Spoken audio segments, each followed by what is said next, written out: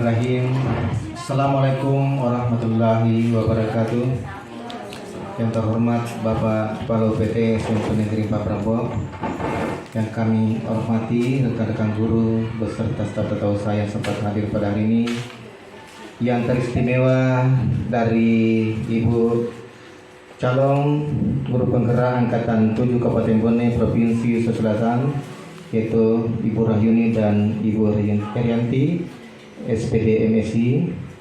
Alhamdulillah pada hari ini kita akan mengadakan webinar bimbingan teknis implementasi budaya positif calon guru penggerak angkatan 7 Kabupaten Bone Provinsi Sulawesi Selatan, yang akan dibawakan nanti insyaallah oleh Ibu Rahyuni dan Ibu Herianti SPD.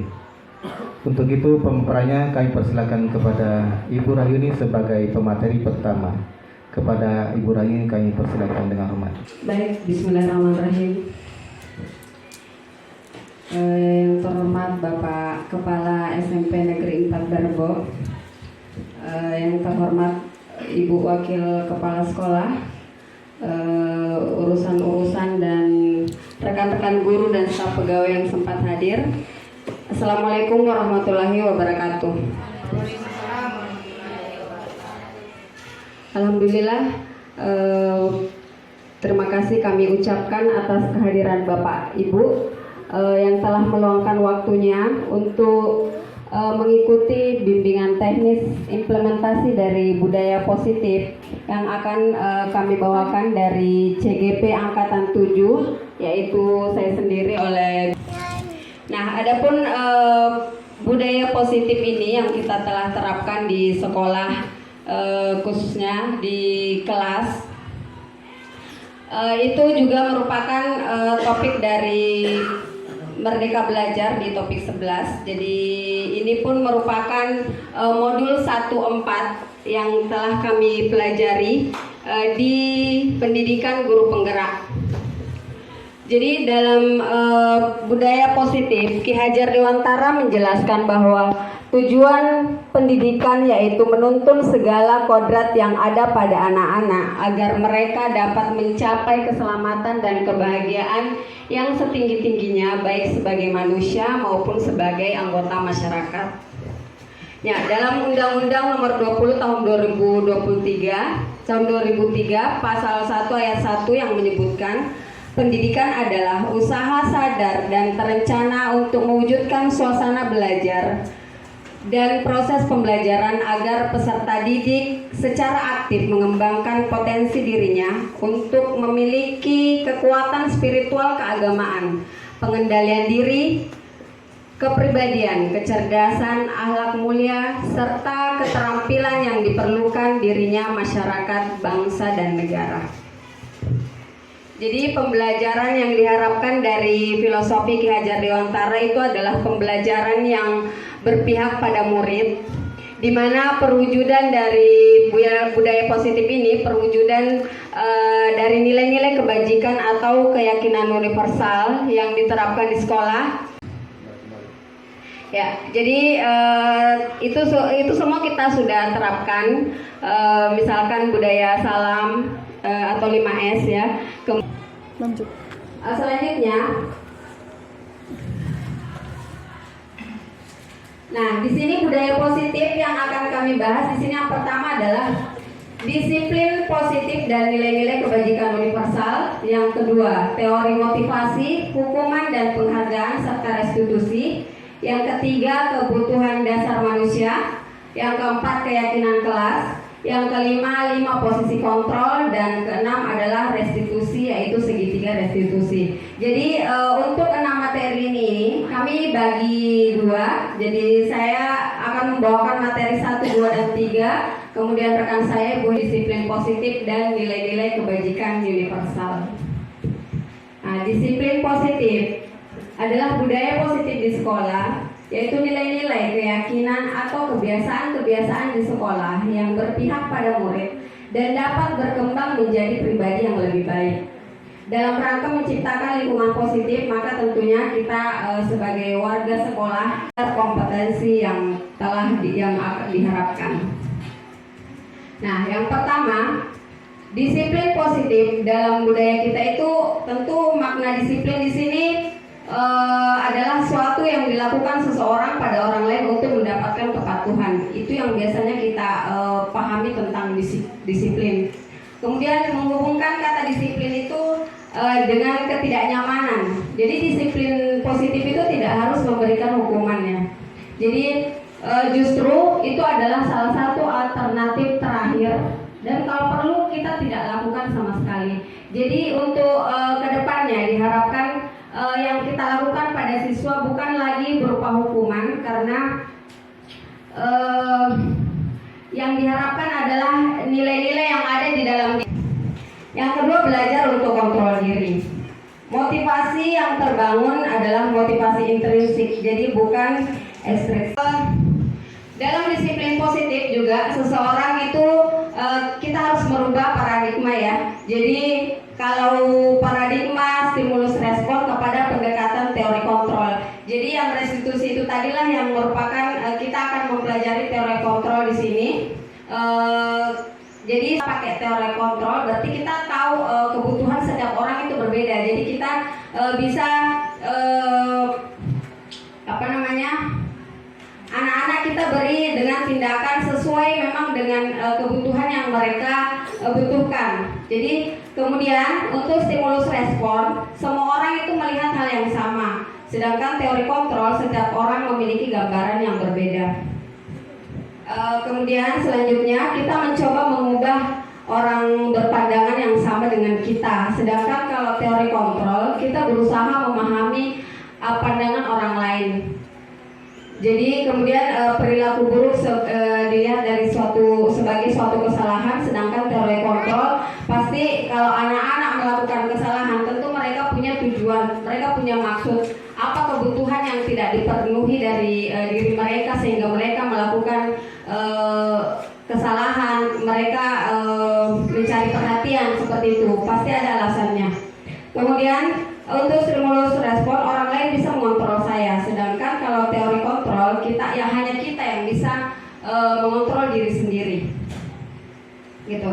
Jadi kemudian model berpikir stimulus respon yaitu menang kalah, sedangkan teori kontrol adalah menang-menang. Jadi kita cari win-win solution.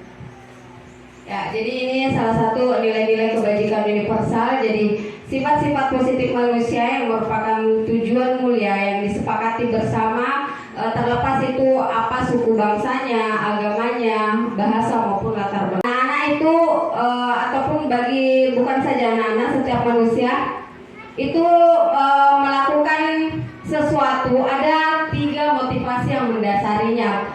Jadi menurut Diane Gossen, dia menyatakan ada 3 motivasi perilaku manusia untuk melakukan sesuatu. Yang pertama, untuk menghindari kenyamanan atau hukuman.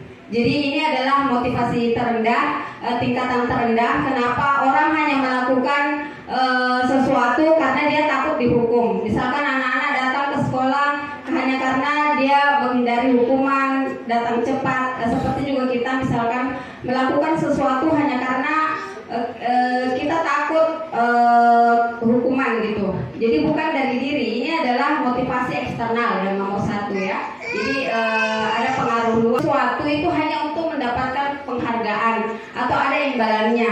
Mereka datang karena mau dipuji saja. Jadi mereka tidak melakukannya dari hati. Ini juga adalah motivasi eksternal. Jadi diharapkan kita melakukan sesuatu itu dari dalam, bukan hanya karena misalkan kita masuk mengajar karena ada yang melihat, tapi ada ataupun tidak kita tetap misalkan datang sesuai dengan waktunya, jadi tepat waktu seperti itu. Jadi yang ketiga ini adalah motivasi yang diharapkan adalah motivasi intrinsik, artinya untuk menjadi mereka yang inginkan, dia menghargai diri sendiri dengan nilai-nilai yang mereka percaya. Artinya kita melakukan sesana atau tiba-tiba, jadi anak-anak itu tidak tahu apa yang akan terjadi, tapi mereka tiba-tiba dikasih hukumannya ini misalkan, dan tidak dilibatkan, jadi satu arah.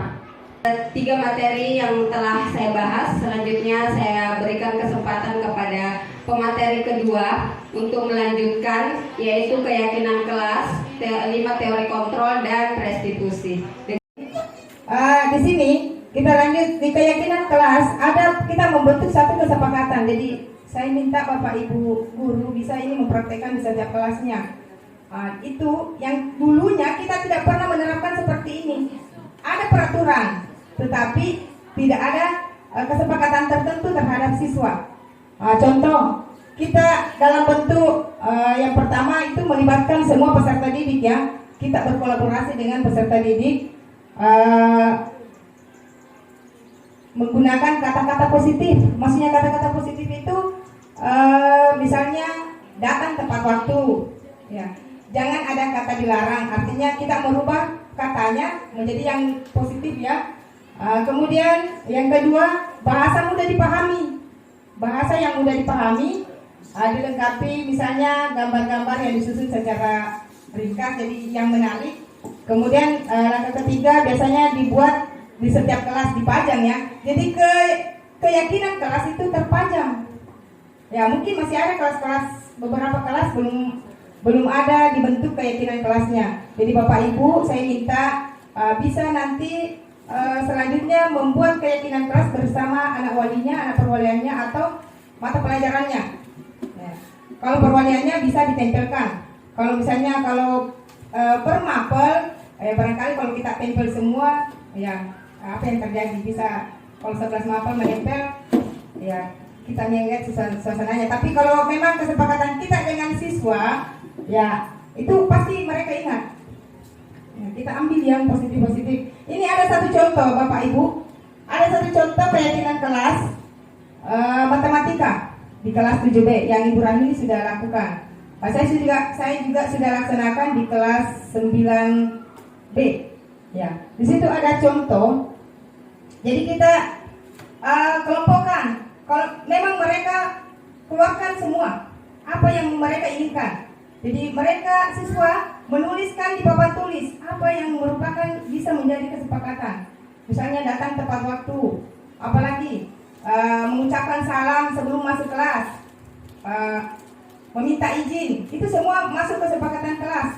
Nah nanti kita kelompokkan, Bapak Ibu kita kelompokkan ke yang mana golongannya religius, yang mana disiplin, yang mana misalnya komitmen, di mana toleransi. Ya, misalnya kalau toleransi saling menghargai sesama teman. Itu dijadikan satu kesepakatan. Kapan misalnya dilanggar, kita ingatkan. Ingatkan siswa kita. Apakah kita tidak melanggar keyakinan kelas kita? Kalau misalnya ada siswa saling bertengkar, jadi ingatkan. Jadi tidak ada lagi sistem hukuman. Siswa sendiri yang menyadarinya. Oh ya, ini kesepakatan kita. Ini keyakinan kelas kita. Seperti itu ya Bapak Ibu. Sudah bisa dipahami? Ya. Selanjutnya materi yang ke-5. Materi yang ke-5 ini ada 5 posisi kontrol. Ini sekaitan tadi yang dijelaskan oleh Ibu Rahimi. Menurut Dian Gosen ini pakar pendidikan yang benar-benar semuanya banyak sekali yang dikeluarkan, dipikirkan bahwa 5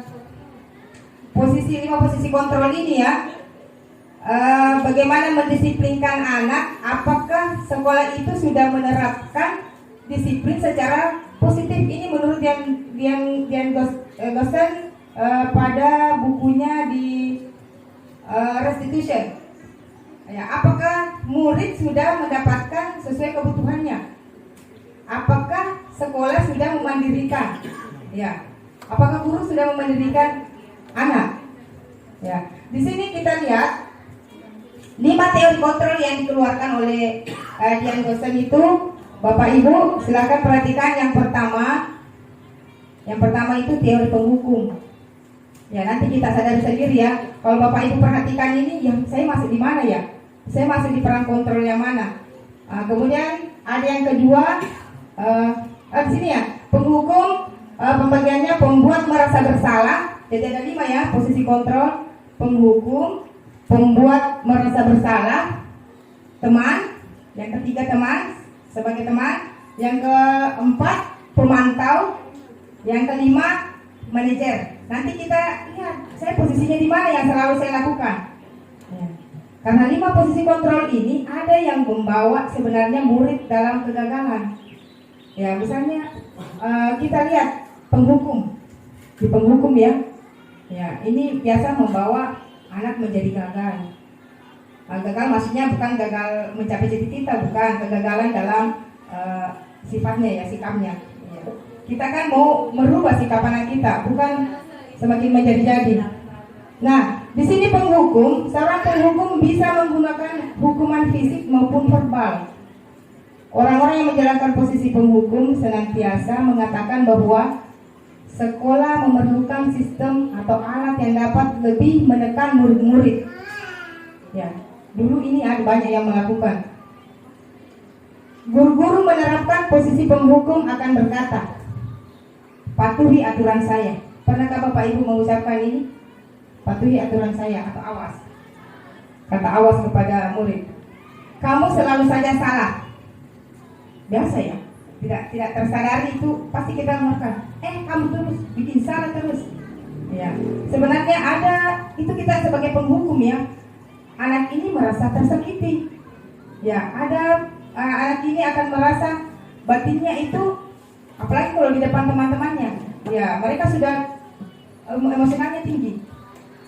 Jadi kita harus melakukan pendekatan sekarang. Jadi mulai sekarang Bapak Ibu jangan mengatakan dulu kita dihukum berubah. Ya, jadi sekarang itu kita sesuaikan dengan zamannya. Ya dulu kita di zaman kita dulu ya seperti itu. Ya, selalu pasti yang terakhir selesai. Ini ada sering kita tersadar, secara tidak sadar sebenarnya. Penghukum biasanya ada suaranya tinggi. Mata melotot, jari menunjuk-nunjuk atau menghardik. Ya, masih terkadang kita lakukan, tapi semoga ini bisa terkurang ya Bapak Ibu, karena ini penghukum dengan pembuat merasa bersalah itu masuk kategori kegagalan. Ya. Kita berusaha memasuki sebenarnya ke teman. Ya, lanjut next, pembuat merasa bersalah.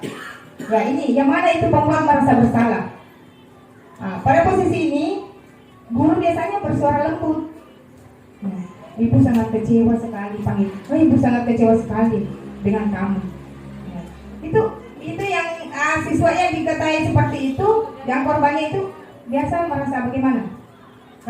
Seolah-olah mereka yang merasa bersalah ya. Oh, ibu kecewa sekali dengan saya. Itu akan tersadarkan dengan anaknya. Ya, seperti itu. Berapa kali Bapak harus memberitahumu?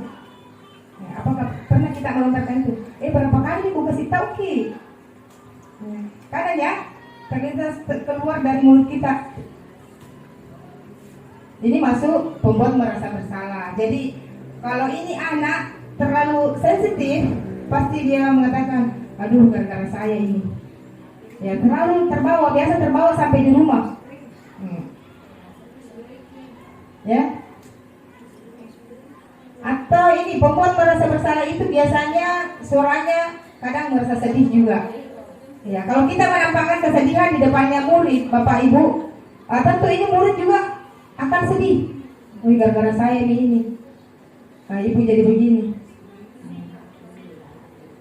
Lanjut, jadi dua ini yang harus kita sebenarnya hindari. Kalau lebih bagusnya kita sebagai teman, bagaimana posisinya itu sebagai teman? Teman di sini biasa kita memposisikan diri kita bagaimana seperti temannya. Ayo bantulah demi ibu, demi bapak. Karena kita seperti itu. Lihat saya, lihat ibu, bantu saya, jangan lagi berulah. Itu sebagai teman. Ayo ingat tidak bantuan bapak, ingat tidak bantuan saya pernah bantu gitu. Jadi saya minta bantuan tak juga. Itu biasa kita seperti itu kepada ini. Ini juga sebenarnya sudah menyentuh siswa ke arah menuju sukses, tapi masih ada yang lebih baik untuk dilakukan. Kemudian pemantau. Pemantau ini apa yang biasanya pemantau ini sifatnya mengawasi. Biasa kita lihat awas-awas karena capek mungkin jadi penghukum, pembuat merasa bersalah. biasa kan seperti itu, wah capek, saya tidak bisa lagi melihat ini. Jadi kita jadi pemantau, mengawasi ini anak, mengontrol peraturan apa lagi yang dia langgar. Sering kita lakukan itu. Kita ini mengatakan apa yang telah kamu lakukan, sanksi atau konsekuensinya apa. Jadi dengan menggunakan ini sanksi atau konsekuensi, kita dapat memisahkan hubungan pribadi kita dengan murid. Sebagai seseorang yang menjalankan posisi pemantau, inilah pertanyaan-pertanyaan yang biasa digunakan. Seorang pemantau sangat mengandalkan penghitungan, catatan, ya, data. Jadi biasa kita catat-catat supaya ini mengingat, dia bisa kita ingatkan data yang dapat digunakan sebagai bukti atas perilaku seseorang, perilaku siswa. Posisi ini akan menggunakan stiker, slip catatan, daftar cek. Ya, seperti itu ya. Sebagai pemantau. Ya, nanti kita panggil.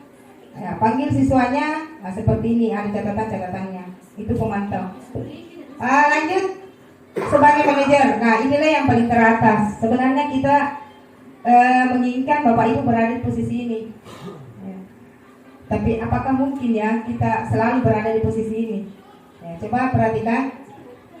Manajer adalah posisi di mana guru berbuat sesuatu bersama dengan murid, mempersilahkan murid mempertanggungjawabkan perilakunya, mendukung murid agar dapat menemukan solusi atau permasalahannya sendiri. Seorang manajer telah memiliki keterampilan di posisi teman maupun pemantau. Jadi ini masuk ya yang saya katakan, teman, pemantau, manajer itu membawa kesuksesan anak sebenarnya. Ya, mengarahkan ke sana. Di manajer, murid diajak untuk menganalisis kebutuhan dirinya maupun kebutuhan orang lain. Di sini penekanan bukan pada kemampuan membuat konsekuensi, namun dapat berkolaborasi dengan murid bagaimana memperbaiki kesalahan yang ada. Ya, biasanya ini masuk nanti di restitusi, segitiga restitusi. Apa yang kita yakini? Kembali keyakinan kelas. Jadi siswa itu dipanggil. Apa yang kita yakini? Apa yang kamu inginkan sebenarnya? Jika kamu meyakininya, apakah kamu bersedia memperbaikinya? Jadi ini dibawa sebenarnya anak, murid yang melakukan pelanggaran, dibawa supaya mencari apakah dia memberikan solusinya sendiri atau kita bantu. Ya, bantu menemukan solusinya. Ya, dia akan tergerak dengan sendirinya. Inilah yang dikatakan tadi oleh pemateri pertama, oleh Ibu Rahyuni, sifatnya jangka panjang. Jadi kalau dia sudah menyadari, tidak, dia berusaha untuk menghindari itu. Seperti itu. Ya, oke. Saya kira ini dari 5 jenis teori kontrol yang dikeluarkan oleh Dian Gosen. Itu kita bisa memposisikan diri Bapak Ibu. Saya berada di posisinya mana. Tapi berusahalah kita jangan mengambil penghukum. Ya, contoh yang menunjuk-nunjuk atau menghardik. Nah, kita sekaitan dengan itu, yang 3 posisi ini kita bisa lanjutkan ke segitiga restitusi. Segitiga restitusi inilah yang Bapak Ibu mungkin perlu kita melakukan pendalaman, karena inilah yang segitiga restitusi ini yang bisa mungkin kita gunakan jika menemukan anak yang bersalah atau selalu berulang-ulang kesalahannya, ya apakah melanggar atau apa, kita gunakan, kita panggil. Berusaha mencarikan solusinya bersama. Ini ciri-ciri restitusi. Bukan untuk menebus kesalahan, tapi untuk belajar dari kesalahan. Ya, kita harus sadarkan dia. Kemudian yang kedua, memperbaiki hubungan. Ya, kalau hubungannya bagaimana, jangan semakin menjauh. Bagaimana dia bisa masuk di kelompoknya kembali. Ya. Kemudian yang ketiga, tawaran bukan paksaan. Kemudian restitusi menuntun untuk melihat ke dalam diri. Ya, ini sebenarnya berkaitan dengan ini juga para ibu, tapi guru BK juga ini bisa mungkin menggunakan ini pada bimbingan. Kemudian mencari kebutuhan dasar yang mendasar. Jadi ini segitiga restitusi yang Bapak Ibu mungkin bisa lihat polanya, yaitu yang pertama yang kita lakukan, menstabilkan identitas. Ya, kalau mendapat memanggil siswa itu atau yang ada yang punya masalah menstabilkan identitas itu, setiap orang pasti pernah melakukan kesalahan. Itu bisa kita keluarkan. Semua orang nak melakukan kesalahan. Kamu bukan satu-satunya. Jadi bisa juga pakai ini. Kamu bukan satu-satunya yang pernah melakukan ini, kesalahan ini. Jadi si anak tidak langsung tertekan. Dia akan menyadarinya. Oh ya. Nah, kemudian validasi tindakan yang salah. Setelah itu kita melangkah. Kamu tentu punya alasan mengapa melakukannya. Ya, kalau pelanggaran, ya apa alasan tak? Jangan serta-merta kita langsung menghukum ya. Kita harus tanya, kenapa nak bisa seperti ini? Ya mungkin ada alasan tersendiri. Ya, setelah itu atau adakah cara lain yang lebih efektif untuk mendapatkan apa yang kamu lakukan? Ya, apakah ada yang berusaha kita temukan, bantu dia cari solusi. Kemudian menanyakan keyakinan. Nah, di sini kita ingatkan keyakinannya, nilai-nilai apa yang telah kita sepakati bersama. Ya. Atau keyakinan apa yang menjadi keyakinan kita? Terlanggar atau tidak? Nah, terlanggar Bu, saya seperti ini. Ya, solusinya seperti apa nak kalau bisa seperti itu? Jadi sendiri kita bantu. Ya, jadi dengan tenang, jangan dengan emosional. Jadi kita seorang guru, Bapak Ibu, gunakanlah. Kita harus mampu mengontrol emosi ya. Ya, kalau kita terbawa terus, ini selalu melanggar, biar dia apa. Nah, kita jangan putus asa Bapak Ibu. Merubah karakter murid itu memang sulit. Tapi anggaplah seperti anak kita. Ya, saya kira itu. Ya, saya kira demikian 6 dari materi pemaparan budaya positif. Sekiranya Bapak Ibu ada sesuatu yang masih kurang, kami memohon maaf karena tidak lepas dari itu. Kekurangan bukan berasal dari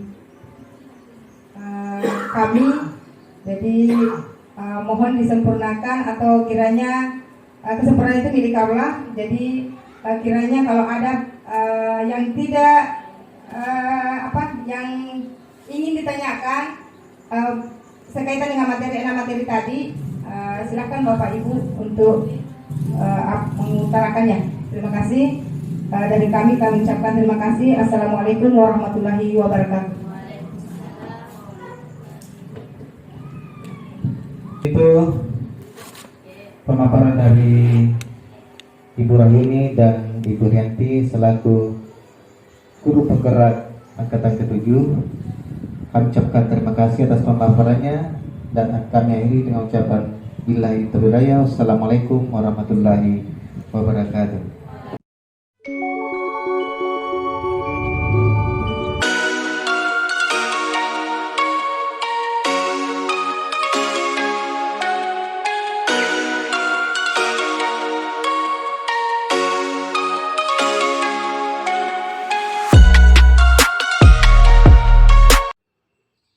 Rasa Ibu minta maaf ya, saya ganggu jam istirahatnya. Kamu tahu tidak kenapa Ibu panggil ke sini? Iya Bu, Kenapa? karena terlambat di jam pelajaran. Iya, tadi kamu belum masuk di jam pertama. Kamu tahu tidak jam pertama itu jam keberapa? Pukul berapa? Jam 7.30. 7.30 dan kamu belum masuk. Ya, jadi terlambat itu tidak apa-apa ya. Jadi sebenarnya nggak apa-apa karena setiap orang pernah melakukan kesalahan.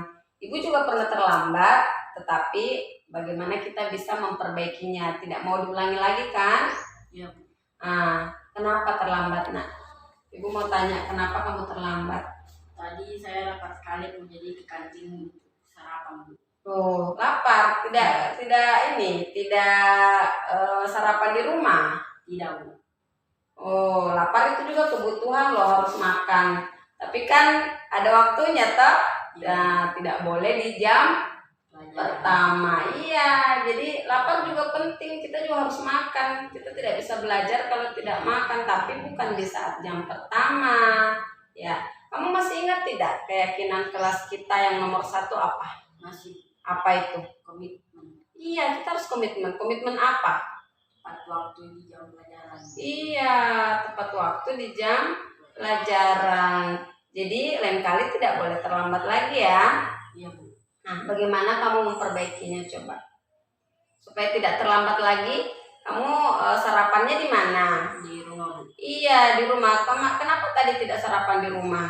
Tidak sempat Bu. Kenapa? Buru-buru. Tidurnya jam berapa?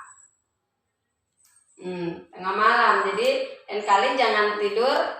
Tengah malam. Iya, jadi lain kali diperbaiki, tidak boleh terlambat lagi, harus sarapan di rumah dan tidur lebih. Awal Bu. Iya, jadi lain kali jangan terlambat ya.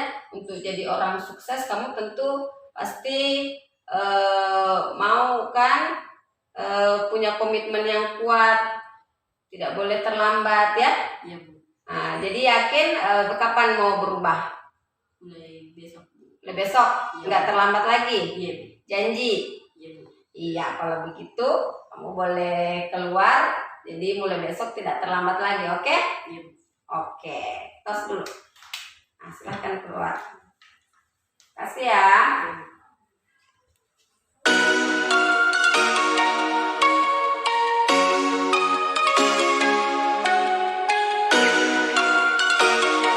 Saya Hilal Ahmad Bahtiar, guru dari SMP Negeri 4 Barbo.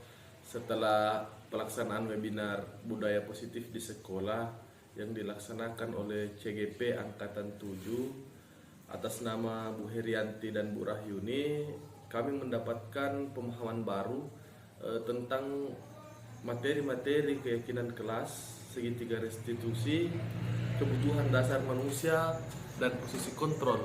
Dengan pemahaman ini diharapkan, saya rasa mampu kita terapkan di sekolah untuk membentuk karakter positif dan pembiasaan positif peserta didik di sekolah.